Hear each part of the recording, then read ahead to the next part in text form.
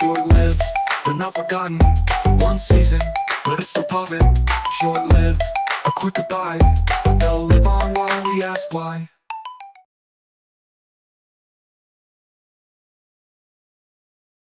And welcome back to Short-Lived, episode number 16.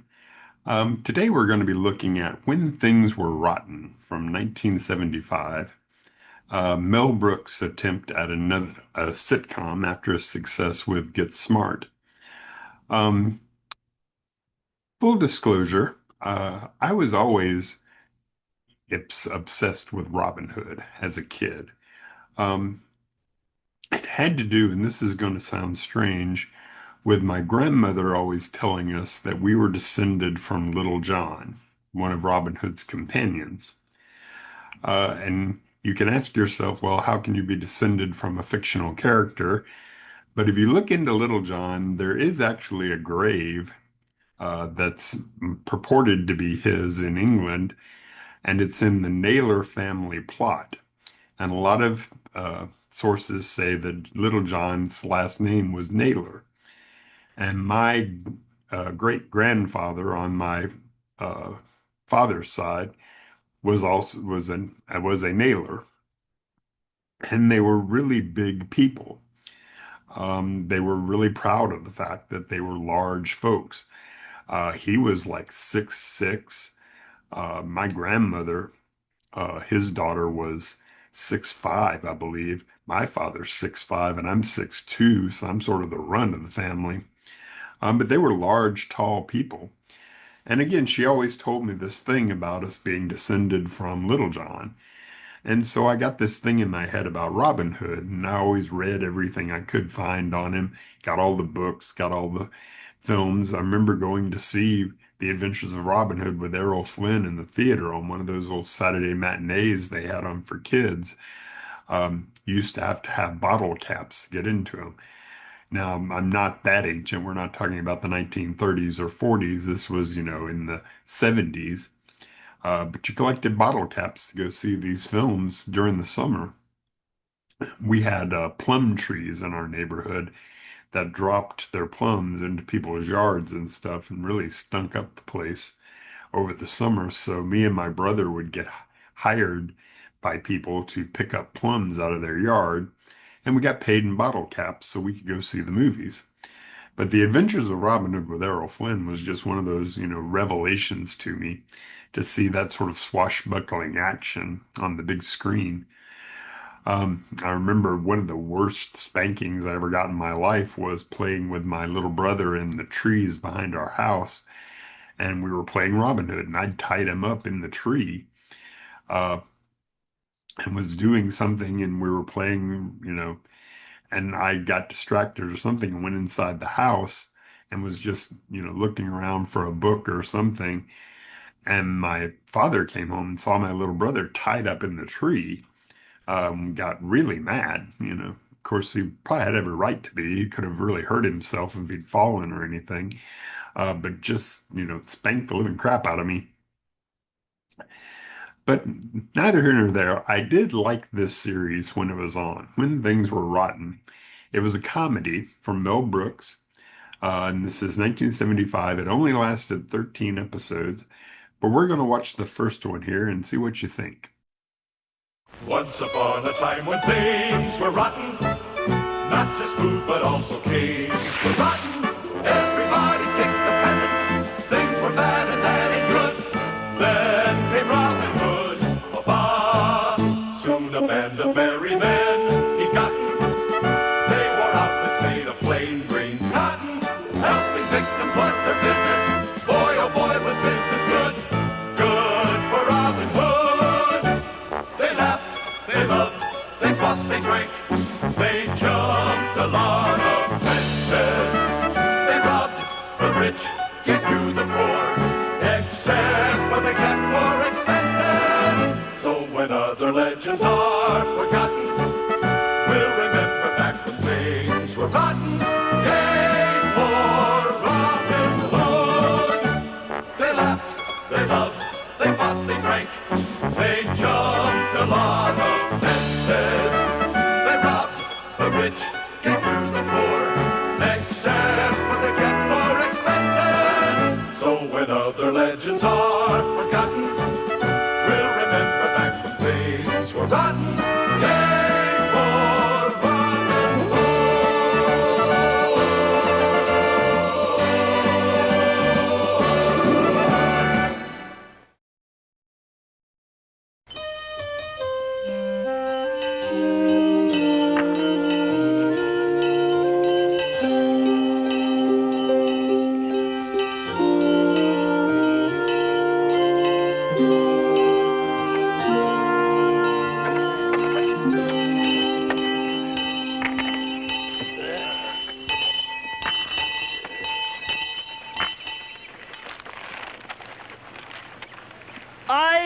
Bertram of Nottingham, Royal Tax Collector, on behalf of Hubert, Lord High Sheriff of Nottingham, do hereby proclaim there shall be a great public selling of land.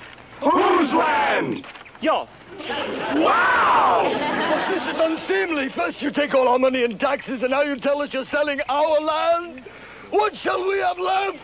Nothing, I imagine.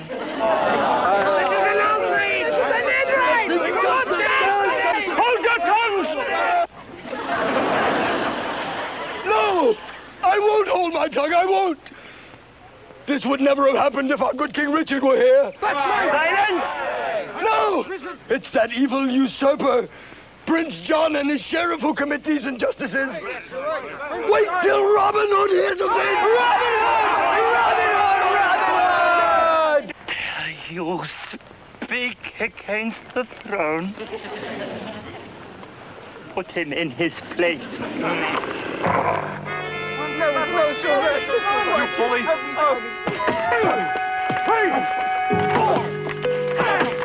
He's in his place, sir.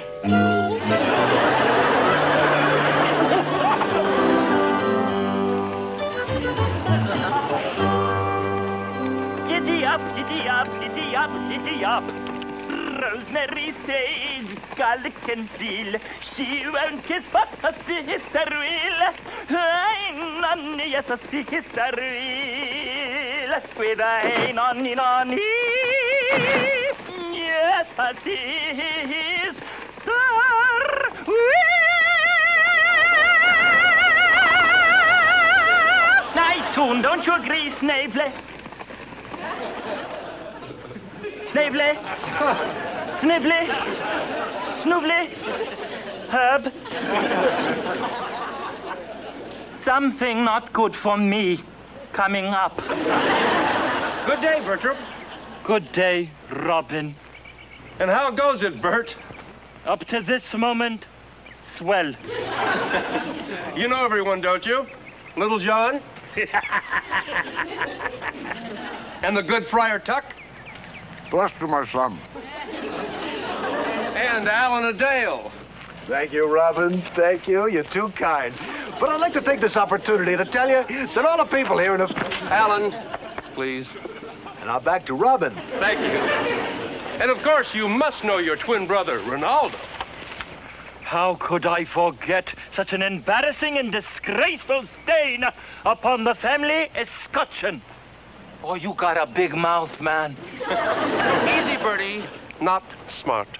So true. Well, it looks like a royal tax collector is weighted down with gold. Why don't you lighten Bertie's burden whilst I compose a message for him to take to the Sheriff of Nottingham? Let me see. My dear Frog Face. Is that a good start? How you like it? Well, what think ye of our carrier pigeon, lad?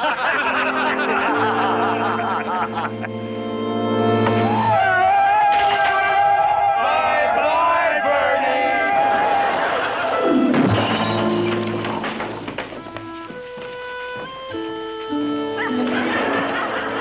You are late. Edward. A message. My dear... What? I, Robin of Locksley, vow that so long as I ride free through the forest of Sherwood, the rightful land of the peasants shall never fall into the hands of Prince John or the Sheriff of Nottingham, his royal stooge. Oh, stooge, is it? Oh, that's what it looks like from here. Stooge. Oh, stooge, he calls me. The absolute gall of that man. A common outlaw. A brigand! Threatening me, the royal stooge. Ooh, I hate him. Oh, how I hate him. All right, Merwin. You can go now. See you same time tomorrow. Right, sir. Thank you, sir. Good shooting, sir. I must think on how to break this news to my liege, Prince John. I fear this will not sit kindly with him. see? My plan, should you approve, is simple yet brilliant. You write your own reviews, don't you? It occurs to me that...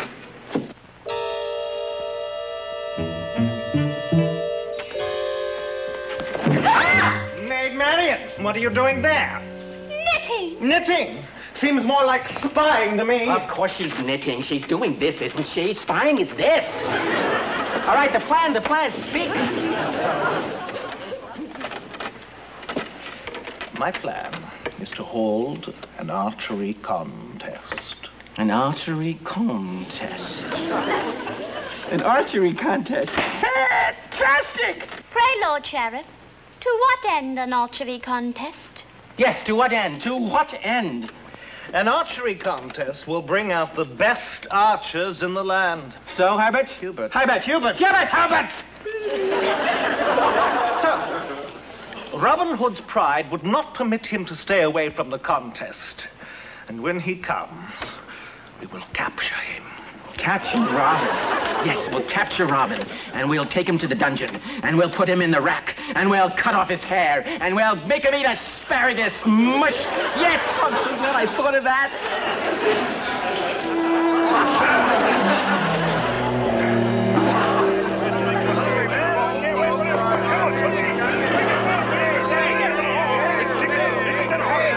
You heathens! Wait for the evening prayer. I said wait.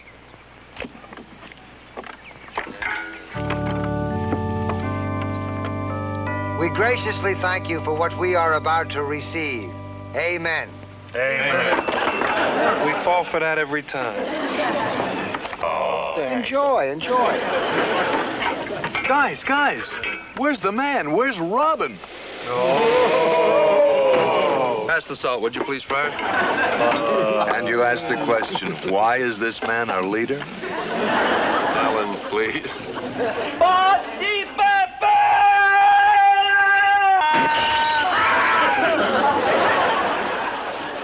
Oh, man, you want to talk about pain? Ronaldo, why do you do that? Man, I want to be like you. I do everything like you. You're beautiful. You are the forest. Well, thank you. Robin, how'd we do today? Yes, Ronaldo, the day's receipts, please. We stole from the rich 274 gold sovereigns. We gave to the poor 264 gold sovereigns. Even. Can I have an apple? What even? What happened to the other 10 gold sovereigns? Hey, man, we got expenses. You can't run around the forest today for nothing. Arrows are going up. I know not where. 10 gold sovereigns. Enough! Okay. Here's the money. Look, I make a wish. I was kidding you. Come on. I was kidding him, man. Do you realize that unless each peasant can produce 500 gold sovereigns, Prince John will take their land? Hey, guys, what are we gonna do? We will pray with all our might that Prince John has a change of heart.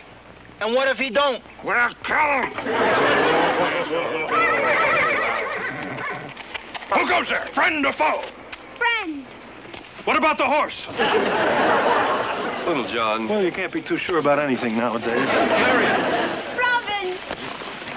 I have news from the palace. News that may cost you your life. Oh, Robin. That's nice. Want to talk about love, folks? Take a gander at Cupid's finest work.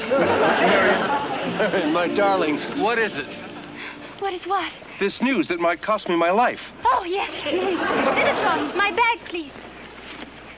Here. An Afghan will cost me my life. Is it a poisoned Afghan? No, read it. It has a message. I knitted it myself.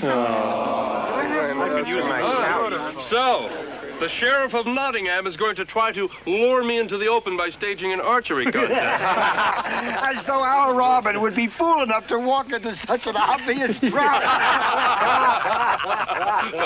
So they think that I'll fall prey to my own vanity. Yeah! That's a good one. Get my bow. I have to go. I'm the man. But you can't. You'll be captured. The That's just what the sheriff wants. That's what I want too. No. Wait a minute, lads. Don't you see? If I'm captured, I will be taken to the royal dungeon. That's right. Wherein lies the royal treasure. So? So, they capture me. You rescue me. Yeah. We rescue the gold. Yeah. Give that rescued gold to the peasants. Yeah. And the peasants thereby rescue their land.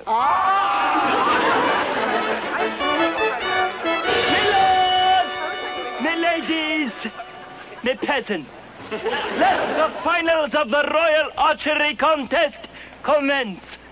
The first archer, Lord Percy of Cumberbund.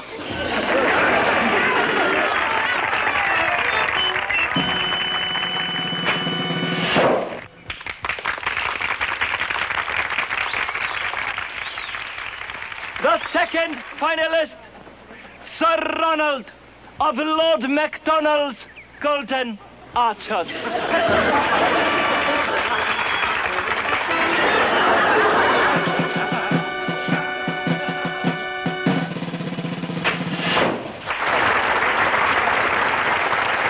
The third finalist, Hubert, Lord High Sheriff of Nottingham. Here's Hubert.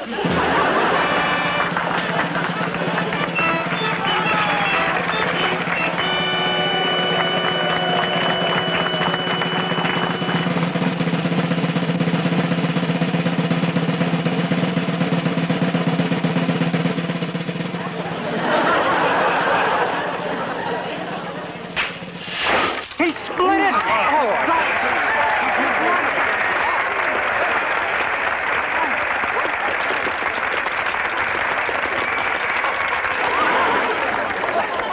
The final finalist, the old hermit of Sherwood Forest. Whoever.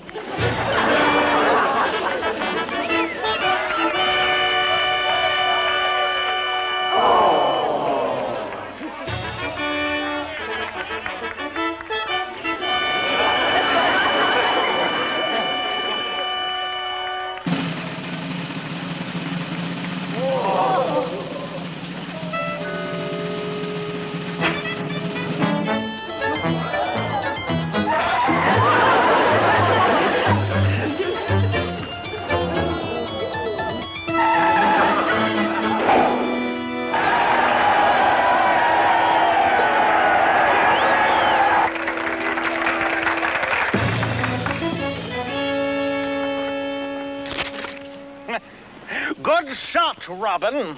Thank you. In fact, just a bit too good. I knew you'd like it. I hope you enjoyed it, because it's your last. Ha!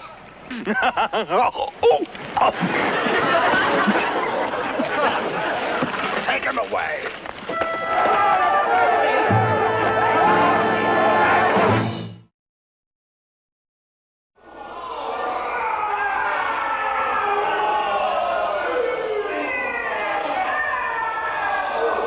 I don't like the sound of the prisoners today, Bertram. All right, wretches.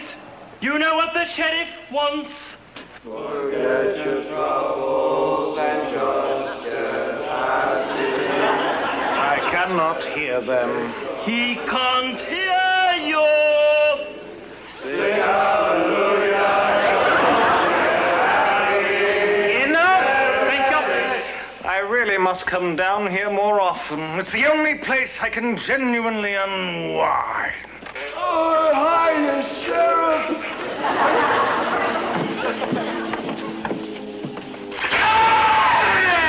I so love the game room. I wonder how our good friend Robin Hood is enjoying his stay here. We shall know in the dingling of a ding-dang. This is his cell. Where is he? Call the guard. Showtime! Robin! Carry on, Sheriff. I'm a captive audience.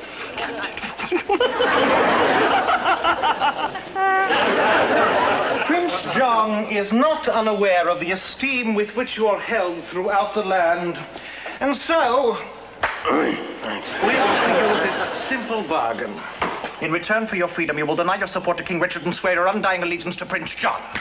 Prince John. I would sooner swear my undying allegiance to a toad. You would you? Well, perhaps we can persuade you differently. Bring in the Iron Maiden. Bring in the Iron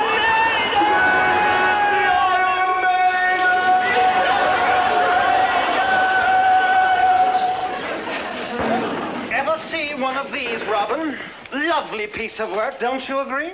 Get in, Bertram, and let us show Cocky Robin what this does to a man.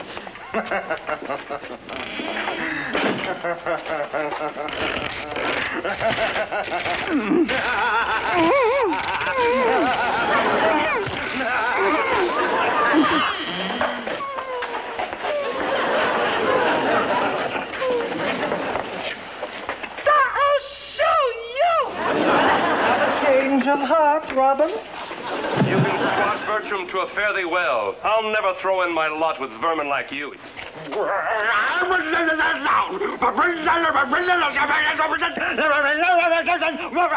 You're not talking. No. Oh, thank you. I will see to you now, but Prince John has decreed there will be no executions while the royal ball is in progress. But, Robin, you shall have the singular honor of being the first to die after the ball is over.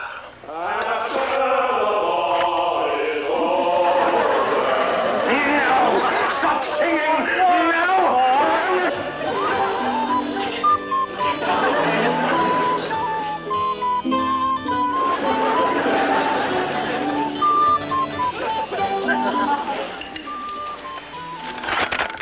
The party's over.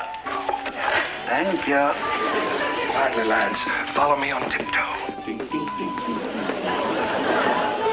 Why do you constantly avoid me? Is it something I did? Something I said? Belle!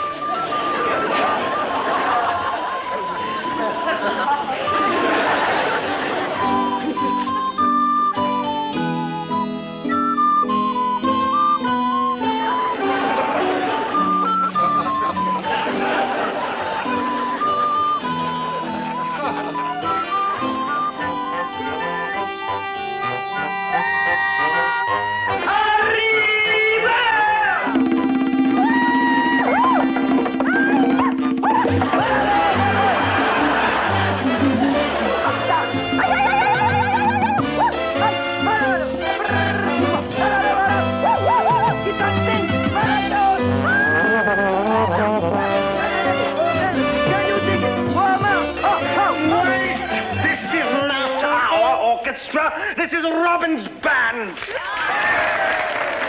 Now, for our next number, from the hit show Sideways in Rio, Seize This!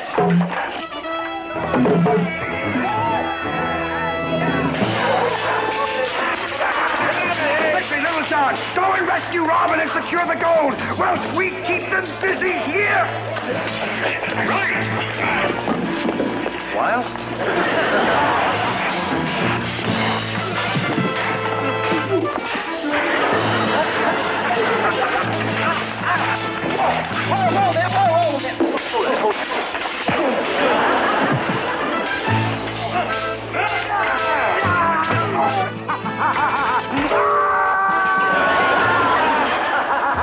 In a minute, you'll be laughing out of the other side of our face.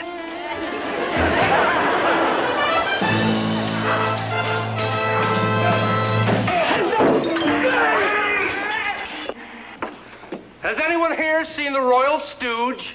I have. He's right over there. That did it. I'm finished. I challenge you to come down here and say that.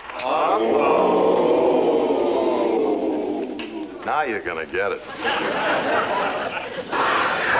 Hey! Those are my mother's favorite drinks!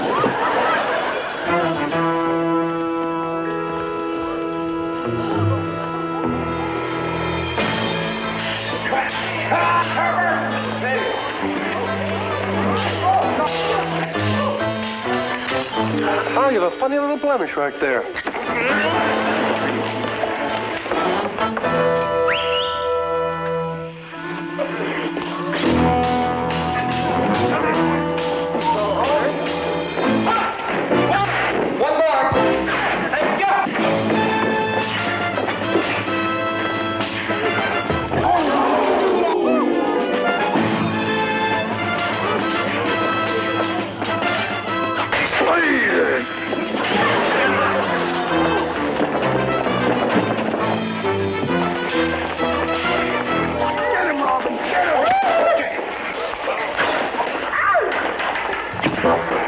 white meat, please?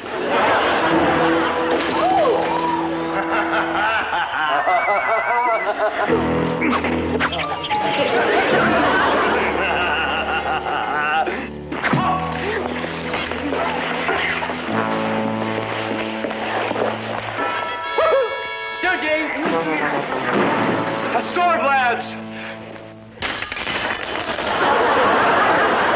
Thanks.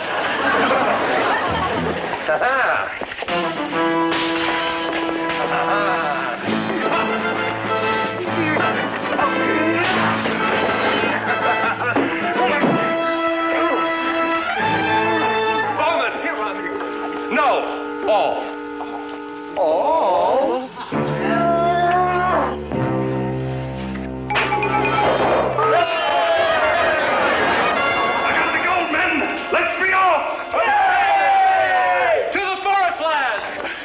You'll have to go through me first. Fine, Mother.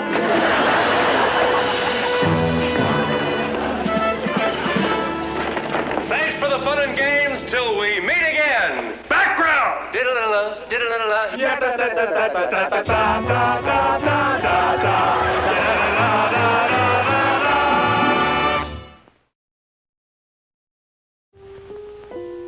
Oh, Robin, you were so brave. I'm so proud of you. The peasants have their land back, and the sheriff has an arrow shirt. Well, I can't take all the credit, for my good brave band was there, risking their lives. But enough, Robin. We have such little time alone together. We should not waste it in talk.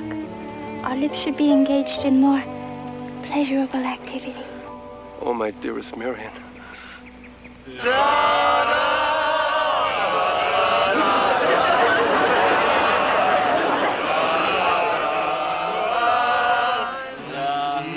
You want to talk about love? You want to talk about what true, fine love is? Alan. Not dirt, but niceness. Real people. Human people. Not people who use each other, but people who want to build a relationship. Maybe have a family one of these days. What were we put here for? To work in a post office and die? So kill me, that's the way I feel.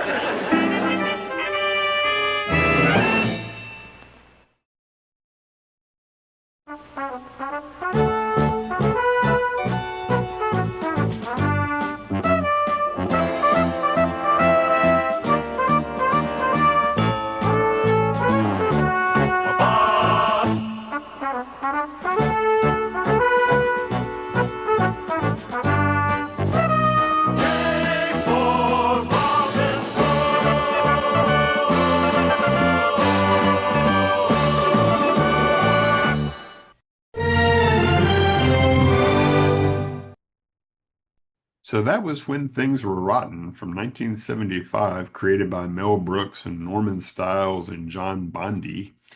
Norman Stiles, turns out, was a writer on Sesame Street and wrote many of the big episodes there for a lot of years. He was on Sesame Street from the 70s all the way up to the 90s. But this one only ran for 13 episodes. They were actually, their mid-season replacement came in, The Bionic Woman, and was a great success, and they just never came back from mid-season. So it only ran from September 10th to December 3rd in 1975. Mell Brooks was coming off a huge year for him. In 74 and 75, he'd had Blazing Saddles and he'd had Young Frankenstein. They were just massive hits, so he could really do whatever he wanted to. But he had also done television. Of course, he started on Your Show of Shows with Sid Caesar as a writer, and had also been one of the people responsible, along with Buck Henry, for creating Get Smart, which was, of course, a big hit. But on this one, he probably should have, kept doing movies. I liked this one when I was, 7 years old, but watching it now, it's just sort of painfully unfunny. I got one laugh out of watching that first episode, where Little John says, to Maid Marian, friend or foe, and she says, well, friend, of course. He's like, what about the horse? I did laugh out loud at that. You see Brooks in a little small role in this as one of the guards. You see him when he's got his visor raised up on the suit of armor. And you had Dick Gaudier, who's really not known for much other than this, and for just being a handsome actor. He was on a lot of game shows and stuff in the 70s. Dick Van Patten as Friar Tuck, of course, went on to do Eight is Enough. And Bernie Kopell as sort of a strange Alan Adale, um, doing this sort of breaking the fourth wall thing. Of course, he went on to do The Love Boat. So I think Brooks is better, and don't get me wrong, I'm not saying anything bad about Mel Brooks. Mel Brooks is a national treasure, and I will defend him till death. But he's better in collaboration with people. If you look at Blazing Saddles, Young Frankenstein, he's really working in close collaboration with Gene Wilder. And Gene Wilder had a lot to do with how good those films were.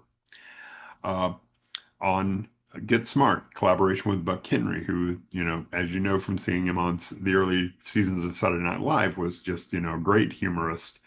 I think a lot of that had to do with the success of Get Smart. But when Brooks is by himself, he tends to fall back on sort of the same sort of cliches. Like in this, you have The Singing Prisoners, which reminded me a lot of the History of the World Part 1. And just, sort of the basic staple sitcom jokes. Norman Stiles, I'm sure was a good writer, but for Sesame Street, I don't know that he really had the humor that would have propelled this forward along with Brooks. But it's okay. If you've got all 13 episodes are available, they were released on DVD. You've got them all here on YouTube. You can watch them and see what you think. It doesn't really get better. They're all sort of similar, similar style, similar sort of level of humor.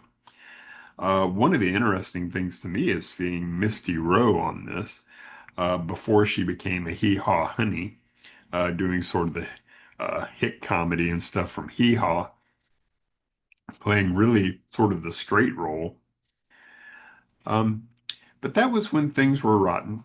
Like I said, 13 episodes. The first one I also wanted to mention, the one we just watched, was directed by Jerry Paris, who many will remember as the neighbor on the Dick Van Dyke Show, and also went to direct most of the episodes of Happy Days. And if you're watching the rest of the series, the fourth episode, Those Wedding Bell Blues, was actually directed by Marty Feldman, which is interesting because, of course, he never got much of a chance to direct any. But that was been short-lived, episode number 16. And I will be back next week and we'll dig up another TV show that wasn't on very long. Have a good night.